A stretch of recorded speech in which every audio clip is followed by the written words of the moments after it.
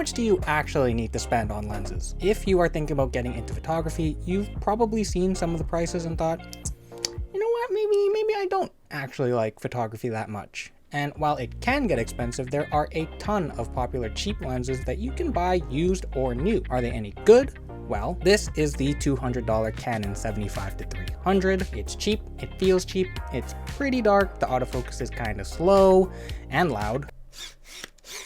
It even looks a bit weird, but the image quality is surprisingly good. When you can get in the flight, the lens is sharp, and while the bokeh might not be the most pleasant, and you're definitely not going to get as much separation as you would with a higher end lens, if you know how to manipulate subject distance, you can still get some pretty good results. While portraits are cool and all, most people buying this lens want to take pictures of stuff that's far away, and with 300mm, you can definitely do that. Whether it's sports, buildings, animals, birds, the moon, you can shoot a lot with this lens. Light is obviously going to be your most limiting factor. If you find yourself in a dingy arena like this one, you're gonna have to crank the ISO. So can the maximum aperture be creatively limiting? Obviously, but you can absolutely get usable, professional looking images out of this lens. So don't let price stop you from creating, because this isn't the only good cheap lens out there either, but you gotta learn how to use them. So